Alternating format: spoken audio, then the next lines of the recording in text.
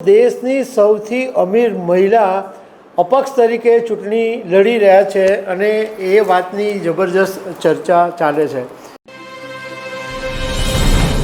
નમસ્કાર દર્શક મિત્રો, હરિયાણામાં વિધાનસભાની ચૂંટણીનું 5 ઓક્ટોબરે મતદાન છે અને હરિયાણાની અંદર ભાજપ અને કોંગ્રેસ વચ્ચે આમ તો સીધી ટક્કર છે, પરંતુ દેશની સૌથી અમીર મહિલા અપક્ષ તરીકે ચૂંટણી લડી રહ્યા છે અને એ વાતની જબરજસ્ત ચર્ચા ચાલે છે. તો એમના વિશે હું તમારી સાથે વાત કરીશ. મારું નામ રાજેશ શાહ છે અને તમે જોઈ રહ્યા છો ખબર છે.com. દર્શક મિત્રો, લોકસભા 2024ની ચૂંટણી પહેલાં કોંગ્રેસ છોડીને ભાજપમાં આવેલા દેશના સૌથી અમીર મહિલા સાવિત્રી જિંદલ, કે જેઓ જિંદલ ગ્રુપના ચેરમેન છે, એમણે ભાજપની સાથે છેડો ફાડી દીધો. કારણ કે એમને એવી અપેક્ષા હતી કે આ વખતની હરિયાણા વિધાનસભાની ચૂંટણીમાં ભાજપ એમને ટિકિટ આપશે, પરંતુ જ્યારે ઉમેદવારોની યાદી જાહેર થઈ ત્યારે સાવિત્રી જિંદલનું નામ એમાં નહોતું, એટલે એમણે તાત્કાલિક ભાજપની સાથે છેડો ફાડી દીધો. અને તે વખતે એમણે મીડિયામાં એવું કીધેલું હતું કે હું ભાજપની સભ્ય હતી જ નહીં, એટલે હું અપક્ષ ચૂંટણી લડવાની છું.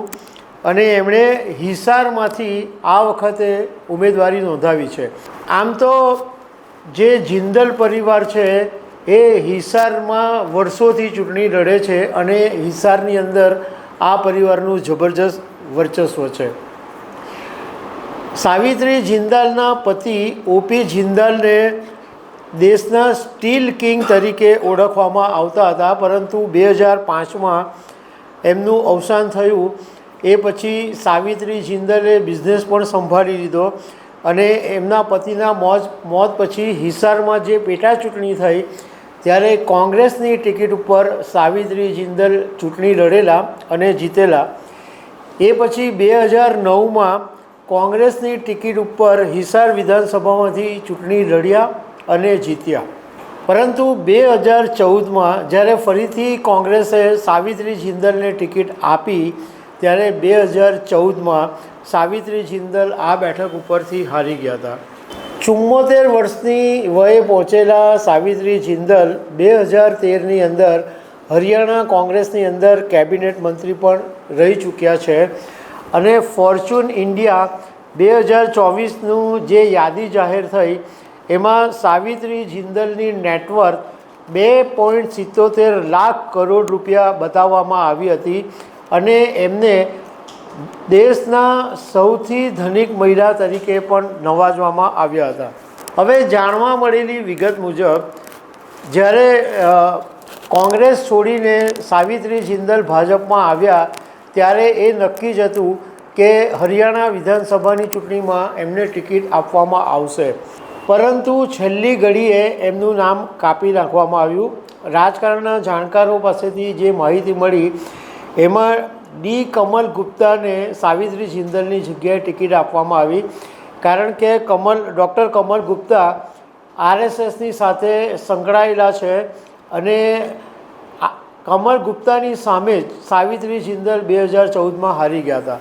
બીજું કે આ ડૉક્ટર કમલ ગુપ્તા છે એમને ઇન્દોરના ભાજપના દિગ્ગજ નેતા કૈલાસ વિજય વર્ગીય સાથે સારી એવી મિત્રતા છે અને એવું કહેવાય છે કે કૈલાસ વિજય વર્ગીયએ પ્રેશર કરીને ડૉક્ટર કમલ ગુપ્તાને ટિકિટ અપાવી.